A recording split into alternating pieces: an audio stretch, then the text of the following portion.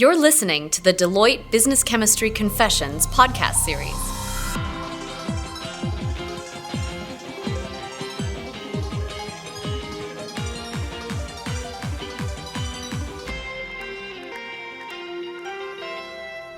Welcome to this week's episode of Deloitte Business Chemistry Confessions. In this series, you'll hear from executives about their perspectives on the CXO role and how it all comes down to one thing: business chemistry. Some people equate risk with recklessness.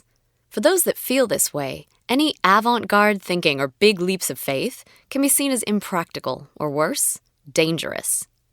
This perspective, while safe, may not lead to the most creative or innovative growth. Mark Buthman, CFO Emeritus of Kimberly-Clark, believes that organizations that are afraid to make bold choices could be limiting themselves and their people in their potential. Listen to his whole experience in smart risk-taking. I typically am one who, my strength is connecting with people, connecting with teams, engaging with teams, which is a little different style than the majority of CFOs, which are typically, their dominant trait would be highly analytical or very decisive. And I'd like to think I have both of those skills, but my real strength is coaching and development and bringing groups together.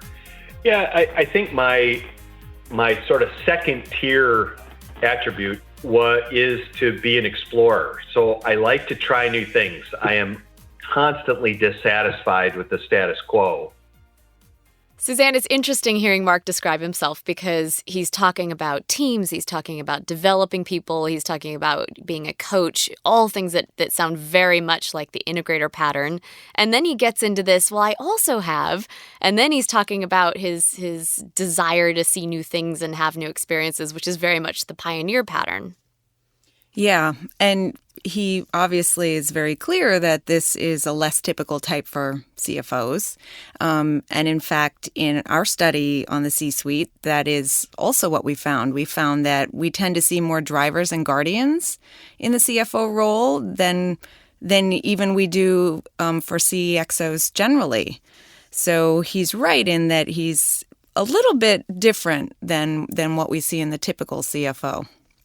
I think most people, when they think of CFO, they think of that logical driver, very analytical, or they think of the methodical guardian who's getting all the details just right. And that makes sense, but it's not the only thing that is suitable for a role like a CFO. So we do see pioneers and integrators in the CFO role. And I think it's one important thing for people to remember that even if you don't fit the majority of what you see in a typical role, it doesn't mean that you can't be really successful in this role. And so he's a great example of that. I also think he points out that he does have the key skills of decisiveness and analytic thinking that is needed in a CFO. So he just also brings these other strengths of connecting people and a passion for new things and a dissatisfaction with the status quo. So it goes to the point that we're all a unique mix. We don't fit perfectly within these types. We bring lots of different strengths to the table. We also see with executives that there can be many different approaches to leadership. And so while he has to have the core skills necessary to be a CFO, he also brings all sorts of other things to the table that can really push him and his team further towards their objectives. And I do think it's interesting that we see a majority of drivers and guardians in the CFO role. That makes sense, because some of the things required of the role might come very naturally to those styles. But as you say, it's not the only thing required. And in fact, there are many ways of bringing that role to life and of delivering against the core objectives. In the next portion of the interview, Mark got some pretty surprising feedback. Let's listen to what he found. One of the ways you get at culture is to do an engagement survey. And we did that as a regular part of our management cadence at Kimberly-Clark, and we did a particular survey, and all the things we were working on as an organization of training and development and empowering our organization all seemed to be coming through. But we got some feedback that in the finance organization, our teams did not feel like they were encouraged to take risks. In fact, the feedback we got was that they felt like their job was to put up obstacles to risk-taking. This survey, and I was sitting at the lunch table with my treasurer and our head of risk management. And quite frankly, I was sort of feeling sorry for myself. I was lamenting to them about how I couldn't believe after all these years that my organization felt like they weren't empowered to take risks. The whole reason we're in business is to drive smart risk-taking. That's the reason that we're here. And so in that conversation, our head of risk management, at the end of the lunch, he said, "Mark, I got it." That's all he said. He said, "I got it." About 6 weeks later, he'd found one of our attorneys who had on their development plan to get up and do public speaking. And between those two, they developed a short course in smart risk-taking. Nobody gave him any direction. Nobody gave him any guidelines. He didn't ask permission. He just knew this was a problem that I needed to solve, and he started to solve it. And they started to present smart risk-taking. And as part of that presentation, they would get feedback because, of course, they didn't quite get it right to start. They developed a whole cadre of stories which illustrated the impact of smart risk-taking. And smart risk-taking, when it worked, was successful, and smart risk-taking when it was a calculated risk that failed, which is almost as important in communicating to the organization that it's okay to fail, right? You just don't want to make the same mistake over and over and over again. Kim, I think one of the things that's interesting here is, from what we know about finance groups, probably a lot of Mark's people are drivers and guardians. And as he's already shared, he's more of an integrator pioneer. So he's leading a team of his opposites. And he's telling us that he thinks he has sent them a message, which is that smart risk-taking is something they should be doing. But they're indicating in the survey that they have not received the message that he thinks he's sending. And this is one of the things that we see with leaders who are trying to lead opposite type teams. Yeah, it's fascinating because I think a pioneer often feels like they are giving people room to interpret their message, and that's a good thing. They're giving them opportunities, and here's my big idea, let me sketch it out for you. And then, if you have the opposite type of guardian in that case who's trying to interpret that, they're looking for the specificity. Tell me precisely what I need to do and how, or what are the rules around this. The interesting thing about this story in some ways, though, is that risk has two levels here. There's personal individual risk and how you think about it. So our pioneers and our drivers may be much more comfortable taking risk than our integrators and our guardians. But at the same time, you're talking about a culture, which is not just what the individuals themselves might prefer, but what the organization needs. And that's really what he's trying to build here. And so it's an interesting combination of sending a message about what the culture has to be and also bringing along the individual people and how they feel about risk as part of that journey. Yeah, and I think that, he seems to have reached a pretty good solution with this smart risk-taking course. But another thing that he might have also done, and maybe he did, was ask a guardian maybe to help him with the messaging.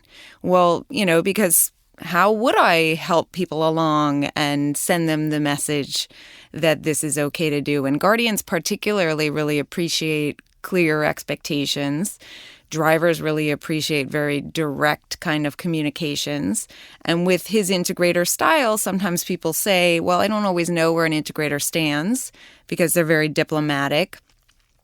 So doing his best to communicate in the language that his people will understand is really important. And I think even using the word smart risk-taking is a really great idea if you've got a team of guardians and drivers, both of whom are likely to feel sort of attracted, I think, to that word and think, oh, okay, well, I can take risks in a smart way, not a careless way. I think the question in many people's minds when they're being asked to take risks is, yeah, you say it's okay to fail, but what really happens? And so being able to get input from the team on what would make you feel comfortable with failure and how do we structure this in a smart way, to use his word, so that everybody knows this isn't so much a failure as a proof of a hypothesis true to his integrator style, he's really empowering the teams here to come up with a solution. And you've come up with some other things that he could consider. Let's hear a little bit more about how he went about it and what power he put in the hands of his teams to take this forward. I think at the end of the day, in any organization, there's thousands and thousands of decisions that are made at the point of impact.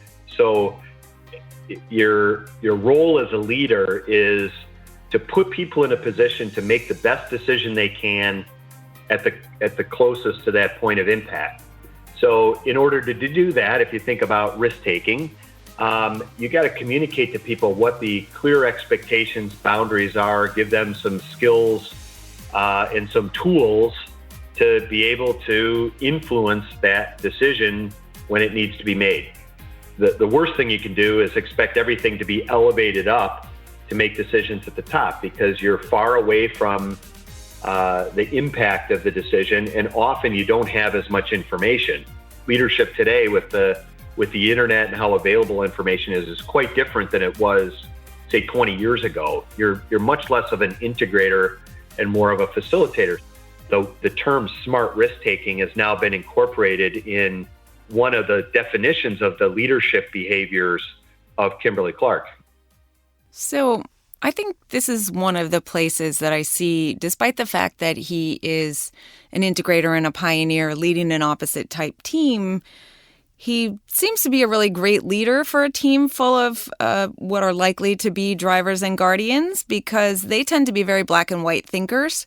And he's talking about setting very clear expectations and boundaries. And, so they'll be empowered to make decisions, but within those guardrails. And I think that, while some pioneers might find that to be sort of constraining, with drivers and guardians, they're likely to appreciate that as a safety feature and be able to sort of work within it. The interesting thing is that to have that kind of structure where you're really empowering your people, you have to have an enormous amount of trust. And trust is a big thing for both integrators as well as for guardians. But Mark, being a strong integrator, I think gets that. He trusts his people. He wants to believe in his people, and he is committed to giving them the tools they need to be successful. He makes it clear that means helping people understand both the potential downsides of the risks that they're taking, which it sounds like his team has always done, but also the potential upsides. That's their role as well. And he's making it very clear they're not supposed to be a roadblock. They're really supposed to be able to help people see both sides of risk in a really balanced way. And I think describing it in that way is probably a really useful framework to get his people past the point where they've been before. I like the expression you just used, the balanced way, because it reminds me of balance sheet. Here you have a finance organization, right, and you're going to have things that sum up and you're going to have things that subtract down, and that it is that sort of net outcome that they're looking for, and giving them that way of looking at it and putting it in that language is a very helpful way for them to process it. It also, I think, helps that the way he's describing this, while it is well suited to the driver and guardian types, it also works for other types, because I think he is giving enough of a context for all of this. So with the integrator, context really matters. You need to understand why you're doing it. And so he's really setting the stage for, we are a company that is all about taking calculated risks. That's why we exist. And if we don't do this, we won't continue to progress and innovate. And so with that context, then here are the rules of the road. Here's how you need to behave. And so he's able, I think, to set a stage where many different types can follow this kind of behavior without compromising their own personal preferences and recognizing that their own risk profile may be very different. Yeah, that's so important to lead in a way that meets the needs of some of your types without turning off the other types is a really big challenge for a lot of leaders. I also thought it was important that he talked about mitigation parameters, because guardians and drivers tend to be less optimistic sometimes than pioneers and integrators about how things are going to turn out. And what he's giving them permission to do here is to use defensive pessimism. So it's okay to say things might not work out, but how do you then use that information or that possibility to plan so that your chances of success are increased, or at least if there's a failure, that it won't be quite so bad. And that's a lot different than sort of just sitting around and worrying about the fact that, oh, gosh, we're taking this big risk and now we might fail big. It's a very active way for folks to figure out how to be okay with a risk. So not only is it about taking action in a way that balances out risk, but knowing when you need to take action, when that moment is happening, and really grasp that when it comes your way. The confession is in. Smart risk-taking is about diving into the unknown with a parachute. These brave risks can eventually lead to great rewards. Be sure to tune in for our next episode. And if you'd like to hear more stories and thoughts from today's leaders, you can also check out Deloitte's award-winning Resilient podcast. Find both on Deloitte.com, Stitcher, or Apple's podcast app. This podcast is provided by Deloitte and is intended to provide general information only. This podcast is not intended to constitute advice or services of any kind. For additional information about Deloitte, go to Deloitte.com/about.